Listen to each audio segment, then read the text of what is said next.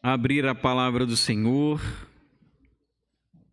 Quero pedir que você fique de pé. Nós vamos fazer a leitura do livro de Malaquias, capítulo 1.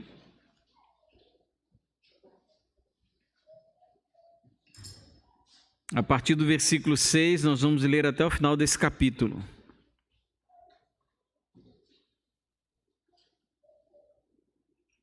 Diz assim a palavra de Deus: o filho honra o pai e o servo respeita o seu senhor. Se eu sou pai, onde está a minha honra? E se eu sou senhor, onde está o respeito para comigo?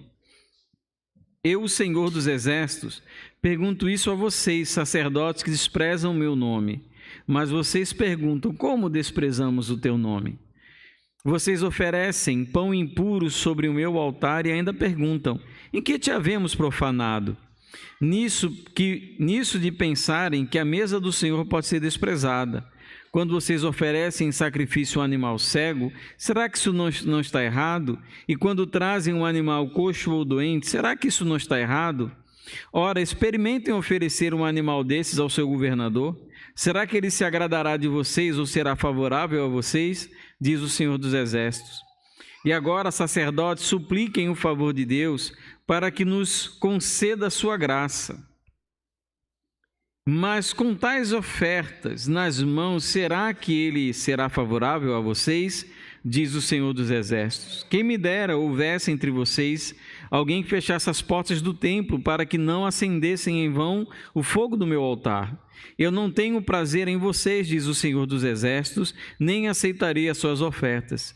Mas desde o nascente do sol até o poente é grande o meu nome entre as nações. Em todos os lugares lhe é queimado incenso e são trazidas ofertas puras, porque é grande o meu nome entre as nações, diz o Senhor dos Exércitos. Mas vocês estão profanando o meu nome quando pensam que a mesa do Senhor é impura e que a comida que é oferecida sobre ela pode ser desprezada. E vocês dizem ainda: que canseira! E torcem o nariz para isso, diz o Senhor dos Exércitos. Oferecem animais roubados, coxos ou doentes. Vocês acham que eu vou aceitar isso? Diz o Senhor.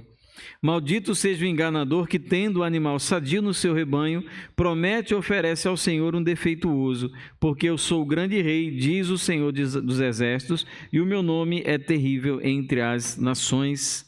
Pai, nós pedimos a Ti que essa palavra, nessa manhã, nos seja luz para os nossos caminhos, nos ajuda através dela a entendermos a vontade do Senhor para cada um de nós. É a nossa oração em nome de Jesus. Amém. Podem sentar. Nós, domingo passado, iniciamos o estudo expositivo no livro de Malaquias, esse último livro do Antigo Testamento. E nessa reflexão anterior do domingo passado, quem não assistiu, está disponível lá no canal da Igreja Batista do Natal no YouTube, a pregação anterior. E na pregação anterior nós vimos o contexto do livro de Malaquias, vimos que era um livro escrito no pós-exílio, que havia uma série de problemas e dificuldades que a nação estava enfrentando, uma série de promessas que eles acreditavam que se concretizaria na época deles, não se concretizaram. E entrou o desânimo, entrou o desleixo espiritual, a religiosidade. Aquele povo que chegou tão empolgado e animado em Jerusalém, agora experimenta um esfriamento espiritual. E o texto de Malaquias anterior que nós estudamos, nós vimos a declaração de amor por Israel. Eu amei Jacó, no entanto eu aborreci Esaú. A declaração de amor por Israel se fundamenta na escolha que ele fez por Jacó. Deus, ele escolheu Jacó. Não por algo que Jacó tenha feito, não porque era uma nação grande, ou porque era uma nação promissora, ou porque era um grande povo, porque grandes gênios sairiam dos judeus. Enfim, Deus, ele escolheu Jacó porque ele quis escolher Jacó. Inclusive, o texto de Romanos, a gente lê a repetição de Malaquias, onde ele diz: terei misericórdia de quem eu quiser ter misericórdia. Então, nós vimos que o amor de Deus se fundamenta na escolha, na eleição de Deus em favor de Jacó e daqueles que viriam a partir de Jacó, que seria a nação de Israel. E hoje eu gostaria de iniciar com uma pergunta para provocar a nossa reflexão. Por que existem tantas normas sobre o que poderia ser oferecido ou não a Deus? Quando nós lemos o Antigo Testamento, principalmente o livro de Levíticos, a gente começa a encontrar essa legislação que nós chamamos de legislação ou leis cerimoniais. Nós começamos a encontrá-la a partir do livro de Êxodo, mas no livro de Levíticos é muito forte esses ditames que diziam respeito às observâncias ritualísticas do povo judeu, do povo de Israel. E eram leis muito rígidas que tratavam acerca do que poderia ser oferecido e do que Deus ele não aceitaria. Havia uma série de condições e restrições, não apenas no que dizia respeito àquele que oficiaria, ou seja, os sacerdotes e levitas. Era uma classe muito estipulada em termos de leis, né? Haviam muitas estipulações para sacerdotes e levitas, mas a maneira como Deus ele desejava ser cultuado. Então havia uma série de leis, você pode ler isso principalmente no livro de Levítico. E quando a gente olha para essa situação em que havia um grande número de leis que os judeus deveriam seguir, em se tratando das ofertas, do que poderia ser ou não oferecido, haviam ofertas específicas para determinado tempo, haviam observâncias específicas para determinadas festas, em relação ao dia, em relação ao lugar. Por exemplo, algumas festas elas eram observadas exclusivamente em Jerusalém, enfim. Por exemplo, você não podia oferecer um sacrifício na sua casa. Você tinha um local específico para oferecer esse sacrifício, que era no templo. Ele só podia ser queimado naquele altar que ficava no templo em Israel. Então, todas essas séries de legislações, de leis, de normas, no que dizia respeito à adoração, porque é adoração. Então, tudo isso nos leva a pensar se não seria mais coerente para um Deus que ama aceitar todo tipo de oferta ou atentar-se apenas ao amor interior do ofertante. A gente talvez passe na nossa cabeça, seria mais coerente da parte desse Deus que declara amor pelo povo e que olha o interior do coração, seria mais coerente que ele desprezasse essa grande quantidade de legislação e aceitasse qualquer coisa que o ofertante pudesse trazer a ele. Parece ser muito coerente com o amor de Deus, um amor que está apto e aberto a receber qualquer tipo de coisa, desde um urubu, uma galinha, um peru, um pombo, um sapo, uma lagartixa, qualquer coisa. Por quê? Não importa, o que importa é o coração do ofertante, o amor que Deus tem por esse ofertante. Nós mesmos, amados, não temos tantas preocupações sobre como nós nos apresentamos a Ele para adorar. Nós não temos essa grande preocupação. Na verdade, a nossa preocupação no final do culto é saber se o culto foi bom para nós e não se foi bom para Deus. A grande verdade é essa. A gente julga a qualidade do culto com base naquilo que nós sentimos e não com base naquilo que Deus ele possa ter ou não se alegrado em relação àquilo que oferecemos. Porque o culto hoje ele não é cristocêntrico, ele é antropocêntrico. Nós substituímos Deus do trono do culto e colocamos as pessoas. Por isso que nós centralizamos o nosso culto nas pessoas. Então, a nossa grande preocupação, qual é a preocupação? É sair daqui satisfeito, sair daqui bem, sair daqui repleto, pleno, divertido, empolgado. Por mais que isso para Deus não faça nenhum sentido. Como se o nosso culto ele pudesse melhorar Deus. Mas o que nós encontramos no Antigo Testamento é que Deus ele tem uma série de estipulações daquilo que pode e daquilo que não pode ser feito. Ou seja, Deus ele não aceita qualquer tipo de coisa e nem qualquer tipo de circunstância. Ora, eu lhe dou um simples exemplo. Você imagine Jerusalém, Ora, Jerusalém era o centro da adoração, o templo era o centro da adoração. Você não podia oferecer um sacrifício em casa, você tinha que ir ao templo, levar o seu animal, entrar numa fila para que aquele animal fosse apresentado aos sacerdotes, para que os sacerdotes avaliassem aquele animal, ver se ele não tinha mancha, ver se ele não tinha defeito, se ele não era cego, se ele não era coxo, se ele não era velho. Após toda a avaliação do sacerdote, o sacerdote então ofereceria aquele seu sacrifício ao Senhor. Só que durante esse tempo, eu estou lembrando do que Jesus ele mostra lá no Novo Testamento. Só que você está lá para oferecer o seu animal, está na frente do sacerdote, pegou aquela fila, chegou a sua vez, quando você está para oferecer aquele animal, o que acontece? Você lembra que teu irmão tem alguma coisa contra você. O que você deve fazer? Deixar no altar a sua oferta e voltar para se reconciliar com seu irmão. Daí vocês tiram que Deus ele não aceita todo tipo de coisa, ou todo tipo de situação. Que sacrifícios de adúlteros, de promíscuos, sacrifícios de gente amargurada que não perdoa, de gente soberba, prepotente, esses sacrifícios não são aceitos. Aí a gente tem que parar para pensar, meu Deus, quantas vezes eu vim no culto para adorar e de fato eu não adorei, Deus não recebeu a minha adoração, porque o que eu estava oferecendo estava sendo manchado com a minha vida. Vocês lembram de Caim? Qual é o problema de Caim? Era o coração de Caim, que fez com que ele oferecesse a Deus não o melhor do que ele tinha, mas as sobras daquilo que tinham sobejado da sua colheita. Mas veja, amados, só a possibilidade de se acessar a Deus já é algo imensamente maravilhoso. Só o fato de um judeu, nessa ocasião, ele poder se apresentar diante de Deus para adorar, já é algo assim incrível, maravilhoso, sabe? Mas isso ainda se deve a ele, porque foi Deus que procurou a nação de Israel, que criou a nação de Israel, que se apresentou à nação de Israel para que ela se tornasse adoradora do Deus verdadeiro. Mas as ofertas, elas foram estipuladas com base não nas minhas conveniências, elas foram estipuladas com base na dignidade de Deus, na santidade de Deus.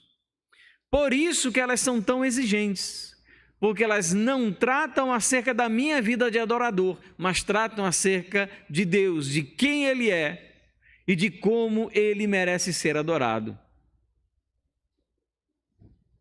Com a revelação de Jesus, nós percebemos ainda mais isso, porque todos esses sacrifícios, eles apontavam para a realidade futura de que viria o Messias, que daria a si mesmo como oferta perfeita em favor do perdão de pecadores.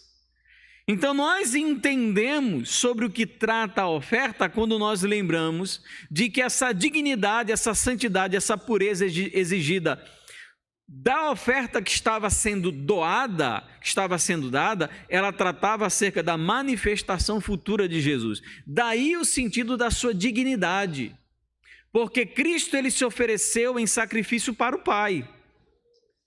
Então nós não podemos reduzir a importância de que nós devemos oferecer a Deus aquilo que temos de melhor. E nesse trecho que nós lemos aqui de Malaquias 1, 6 a 14, nós lemos que Deus ele condena o desprezo do povo ao sacrificar animais doentes, cegos, coxos e até animais roubados. Essa semana eu estava assistindo a televisão e eu vi que a polícia prendeu um cara, assaltante, ladrão de carro. O que ele fazia depois que assaltava um carro? Adivinha? Ia para a igreja. Cara de pau. Deus aceitou o dízimo desse, entre aspas, irmão ladrão de carros? Nem um pouco. Existe uma moda hoje no Rio de Janeiro que são chamados traficantes evangélicos. Já viram isso agora? Tem essa novidade aí. Quer dizer, Satanás tem as suas sinagogas também, mesmo que sejam ocupadas por traficantes no Rio de Janeiro. E Deus ele condena o desprezo. É isso que o povo sente em relação a Deus. Isso é tão chocante para os judeus que eles perguntam assim: mas como assim nós temos desprezo pelo Senhor? É como se eles tivessem sido pegos de surpresa. Deus, ele fala, vocês estão desprezando, e ele usa uma expressão muito forte que, se nós olharmos para as estipulações legais, seria punida com a morte. Ele diz, vocês profanam o meu nome. A blasfêmia, a profanação do nome de Deus, se você ler a partir do Decálogo, ela era punida com a morte. Como Deus é misericordioso. Porque aqueles adoradores, eles ofereciam sacrifícios que, na verdade, eram uma manifestação do desprezo que eles tinham por Deus, por mais que eles não verbalizassem isso, era um desprezo. E Deus condena aquilo que eles estão fazendo. Porque esse ato de ofertar, o que você oferta, a maneira como você se coloca na presença do Senhor para ofertar, para adorar, porque o fato da oferta, né, dentro da religião judaica, era um ato de adoração. Então nós precisamos comparar com a igreja que o ato da adoração da igreja não é mais o ato de ofertar animais, mas trata acerca da sua própria vida e também na maneira como nós cultuamos no dia do Senhor, no domingo. E esse ato de ofertar algo ruim, ou seja, a despreocupação em relação àquilo que ofertava, era um termômetro do interior do coração. Não era só a oferta em si que era legalmente reprovável ou reprovada. Não era só a oferta que estava fora dos padrões divinos de aceitação. É que, na verdade, aquela oferta, além de ser errada, além de ser inapropriada, ainda demonstrava o interior do ofertante.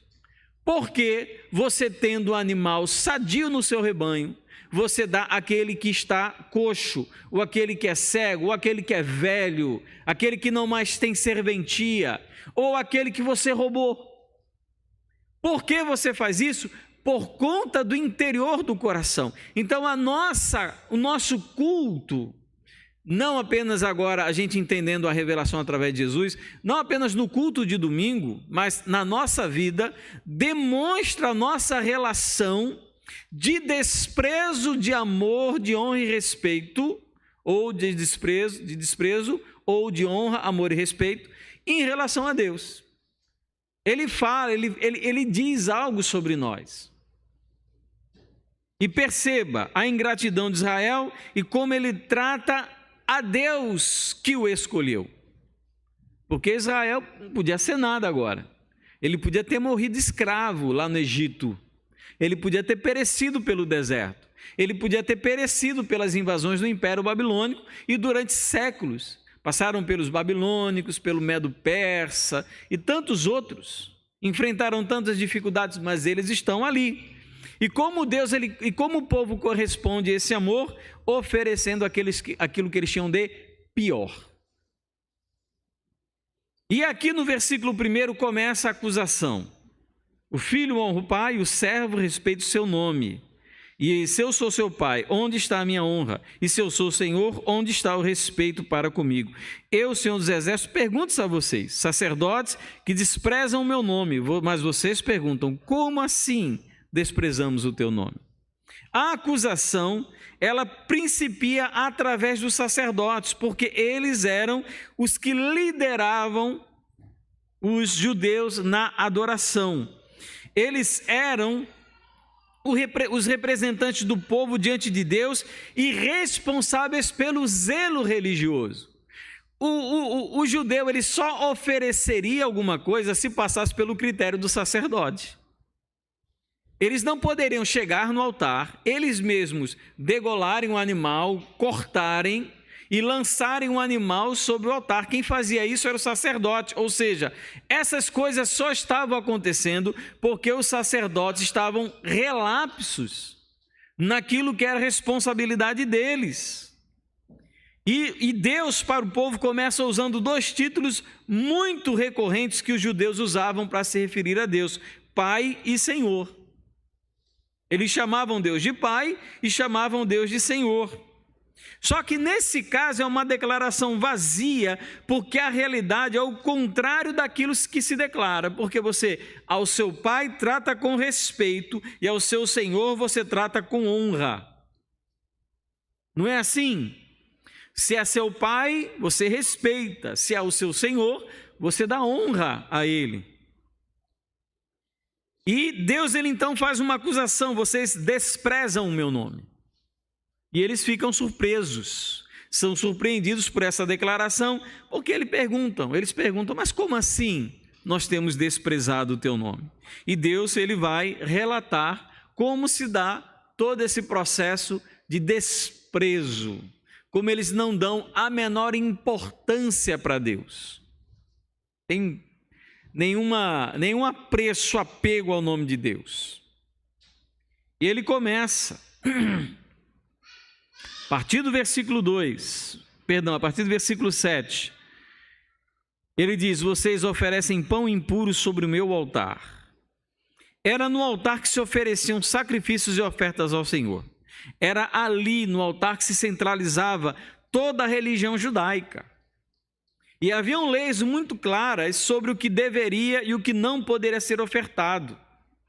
É um instrumento legal, como eu falei, muito detalhista. Até hoje, se você for em Jerusalém, aqueles judeus mais ortodoxos, eu estava acompanhando um canal na internet, e a pessoa que é uma brasileira que mora em Jerusalém, ela estava mostrando que no período da Páscoa, onde eles não comem nada levedado, que tenha fermento, ela mostrou como era o supermercado, não era o supermercado evangélico, supermercado, o açaí, o Carrefour de lá, de Jerusalém. Todos os lugares onde havia algum produto fermentado, eles eram lacrados para que ninguém pegasse. Até hoje é assim. Os kosher, que são aqueles animais preparados segundo os ritos judaicos, até hoje eles são feitos dessa maneira em Israel. Então, tamanho era o detalhismo das leis que diziam respeito, mas o que eles ofereciam? A lei dizia algo bem claro, mas o que eles ofertavam? Animais cegos, animais coxos, animais doentes e até animais roubados. Até para você oferecer isso para uma pessoa importante é inútil, você não vai receber nada com isso. Quando você trabalha, você tem o seu patrão, você vai tentar dar para ele alguma coisa que seja boa. Não é assim que a gente faz? Você vai receber uma pessoa importante na sua casa, você não vai separar a sua melhor louça, não é que seja prato de ouro, mas a melhor que você tem na sua casa. Você vai fazer o seu melhor prato, por mais que seja um ovo, mas você vai fazer e oferecer de tudo que você tem de melhor. Só que com Deus não é assim que Deus ele está mostrando para aquele povo. Eles sabem que seria vergonhoso oferecer algo assim para o governador.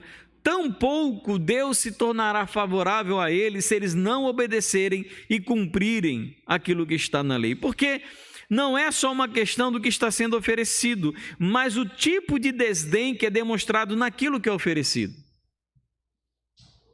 É a falta de zelo por Deus, é a falta de amor, é a falta de respeito. É a falta de temor, por isso a gente oferece coisa tão ruim, por isso o nosso culto é xoxo, é sem graça, é vazio, por isso que a gente não canta com amor, por isso que a gente não ora com paixão, por isso que a gente não lê a Bíblia com interesse, porque a nossa vida, ela está cheia de nada, ela não tem respeito, ela não tem amor, ela não pensa que Deus seja digno do nosso melhor, então nós nos acostumamos a fazer sempre as coisas da maneira mais preguiçosa possível, sem levar muito em consideração, mas quando você vai planejar sua viagem, você pensa nos mínimos detalhes, você pensa nos melhores roteiros. Quando você vai fazer um concurso, você pensa nos melhores concursos, nas melhores escolas, nas melhores apostilas. Quer dizer, quando se trata de você, você quer o melhor, mas quando se trata de Deus, você dá aquilo que sobra, aquilo que resta.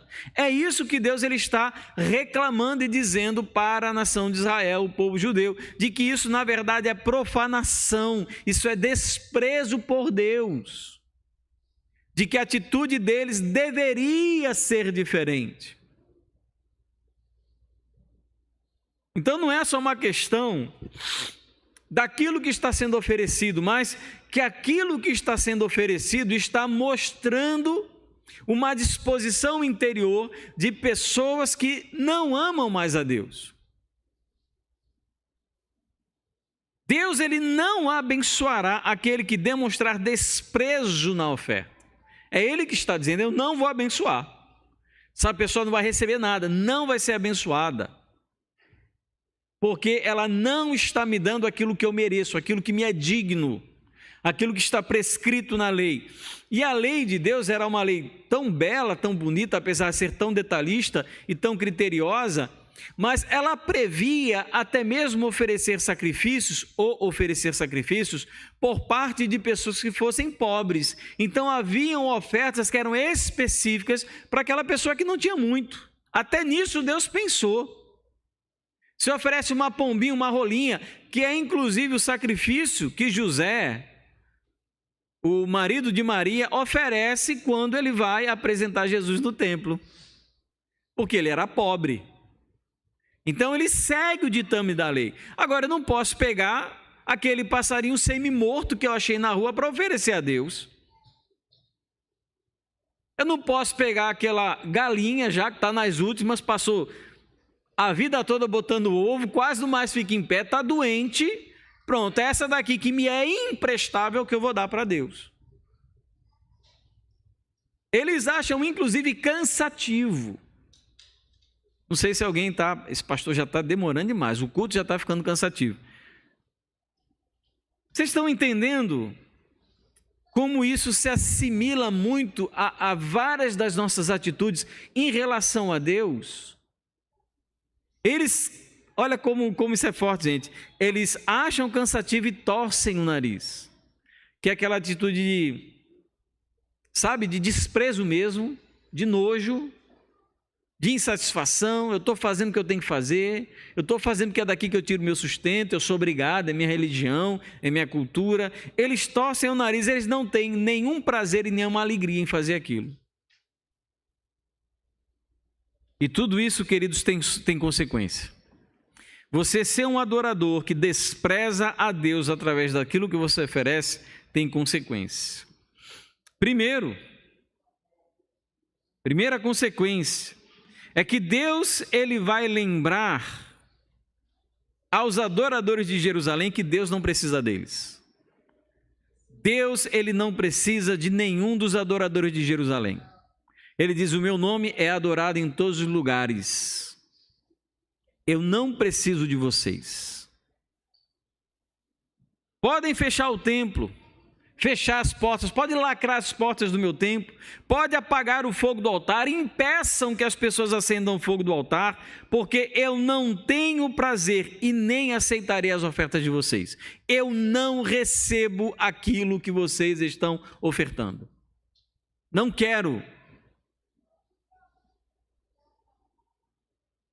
Amados, como isso é terrivelmente sério, em que Deus, ele fala para o seu povo que eu não tenho prazer e não vou aceitar mais nada do que vocês têm a me oferecer. Então, primeiro, rejeição.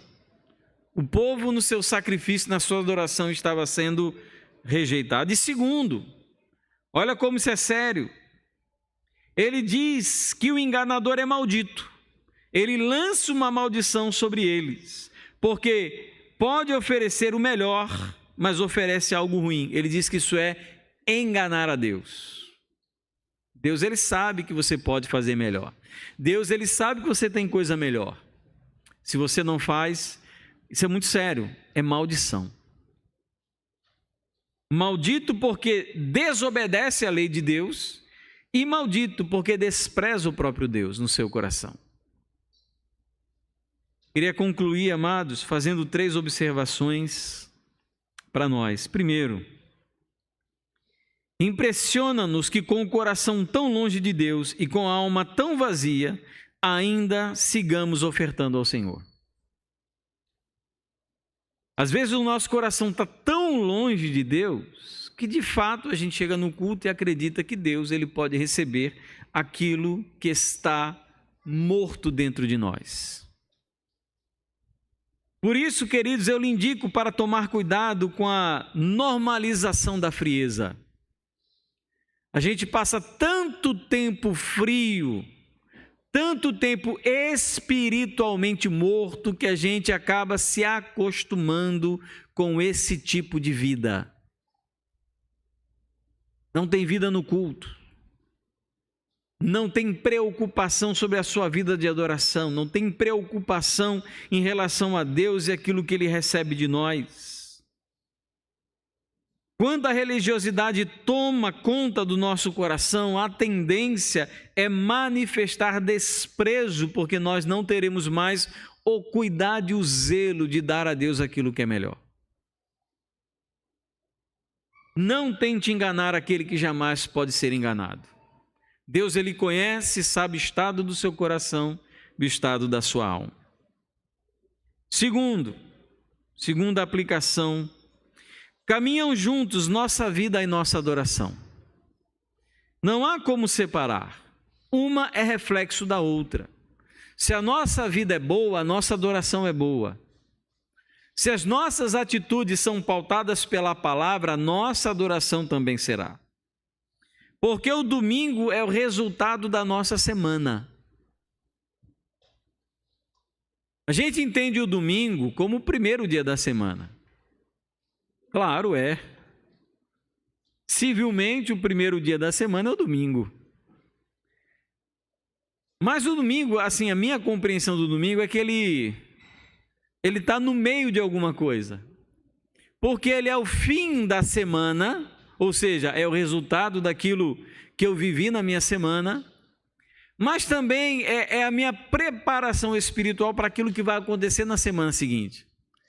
Então eu não acho que é o começo nem o fim, acho que é o meio de alguma coisa.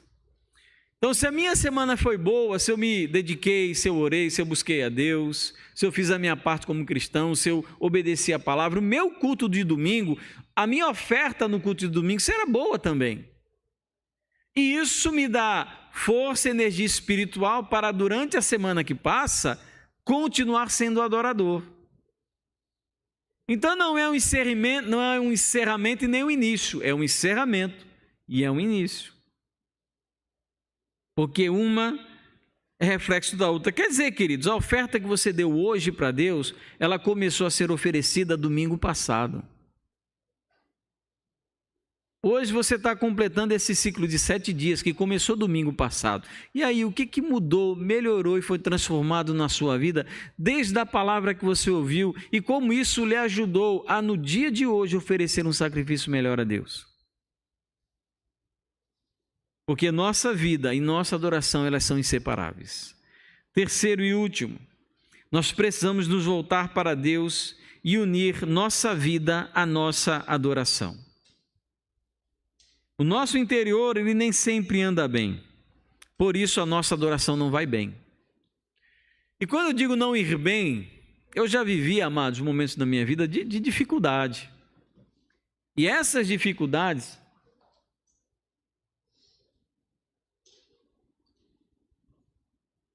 elas não mancham a nossa adoração.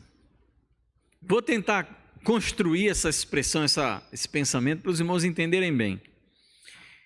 Existem dificuldades que nós enfrentamos que mancham a nossa adoração, que contaminam a nossa vida, que prejudicam o nosso louvor a Deus. E existem dificuldades que nós passamos que, na verdade, fazem exatamente o oposto, tiram o melhor de nós, nos tornam adoradores melhores. Então você pode estar passando por um grave problema de saúde e o seu coração se tornar repleto, cheio de amargura, e você se torna reprovável diante de Deus pela maneira como você reage com incredulidade e com desprezo. Ou a mesma enfermidade pode tomar conta da sua vida e isso levar você a se humilhar e a se voltar para Deus, e isso torna a sua adoração ainda melhor. Isso para qualquer situação da sua vida. Você teve um confronto com algum irmão, isso fez com que você pecasse, com que você desonrasse a Deus com algum pecado, talvez alguma amargura, alguma maledicência, algum tipo de grosseria. Isso coloca você numa situação em que você pode chegar no culto de domingo completamente manchado, com a adoração comprometida, se não levar você à obediência à palavra, de reconciliação com o seu irmão. Mas se a mesma situação de conflito, de confronto, conduzir você a uma atitude de humildade, de pedir perdão ou conceder perdão, isso vai fazer com que a sua adoração do domingo se torne melhor. Porque o nosso interior, quando ele não anda bem, no sentido de que estamos caminhando pela estrada da incredulidade, da indolência, da falta de espiritualidade, da falta de amor a Deus, isso nos conduzirá a um processo de adoração que Deus não se agrada. Mas se esse dia mau, essa dificuldade nos conduz a uma vida de mais dependência a Deus, de mais amor a Deus, de humildade, isso nos leva a poder adorar mesmo que na dor, mesmo que na angústia, mesmo que sofrendo todos os problemas desse mundo, mesmo que levando o mundo sobre as costas, você ainda assim consegue oferecer a Deus algo melhor. Algo melhor de você, independente da circunstância que você esteja passando. E a gente tem várias músicas que falam sobre isso, né? Não olha as circunstâncias, não, olha o seu amor, né? E outras músicas que tratam acerca da nossa vida em situações difíceis, que nós precisamos superá-las com a fé que nós temos em Jesus, para podermos oferecer a Ele uma adoração que lhe seja agradável. Então nós precisamos unir a nossa vida pessoal à nossa vida de adoração, porque não tem como separar. Uma é reflexo da outra. Se nós queremos, irmãos, oferecer a Deus um sacrifício que lhe seja agradável, precisamos olhar para as nossas ações diárias. Como a gente trata a nossa família, como a gente cuida dos nossos bens, como a gente é no nosso trabalho, como andam os nossos pensamentos, o que a gente faz quando não tem ninguém vendo, como a gente é na escola, porque nós estamos adorando todos os dias. No domingo a gente canta e durante a semana a gente adora. Nosso cântico do domingo é para adoração. Mas a gente não adora só com música, a gente adora com a nossa vida durante a nossa semana. E Israel, o que fazia? O que Jerusalém, os habitantes de Jerusalém faziam, os judeus? Eles tinham total desprezo, ofereciam a Deus qualquer coisa, não tinham a menor preocupação. Meus irmãos, que nós não sejamos assim. Que não sejamos assim.